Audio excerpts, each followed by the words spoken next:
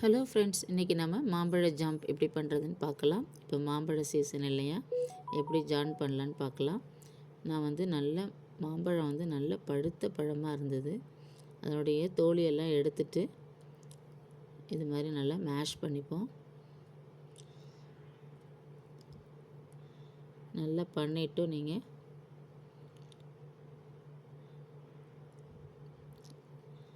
இது மாதிரி நல்லா பண்ணிக்கலாம். இப்போ நீங்கள் ஒரு மிக்ஸி ஜாரில் கூட போட்டு 2 சுற்று சுற்றிக்கலாம். இப்போ ஒரு கடாயில் அதை எடுத்து போட்டுக்கலாம்.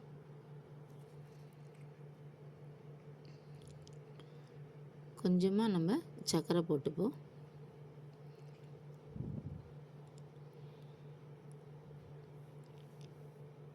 நல்லா கலந்துப்போம். நல்லா கலந்து நல்லா கெட்டியாக வந்துடும்.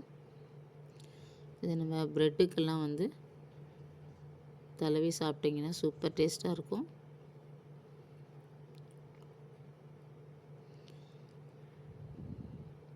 இது மாதிரி நீங்களும் ட்ரை பண்ணி பாருங்கள்.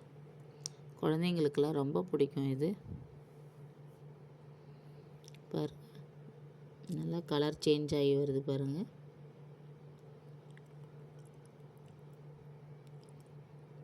நல்லா கெட்டியாக வந்துட்டுருக்கு.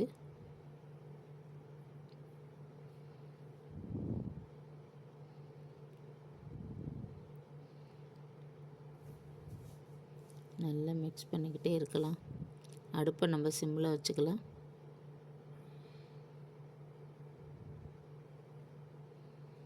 இப்போ நம்ம ஒரு பிளேட்டில் கொஞ்சோண்டு எடுத்து போட்டு பார்க்கலாம்.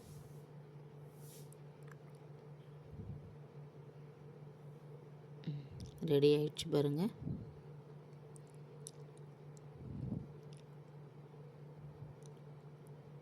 ஒரு 2 மினிட்ஸ் கொஞ்சம் கலரிப்போம்.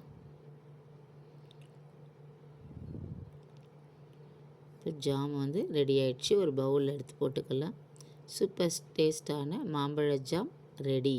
Thank you friends.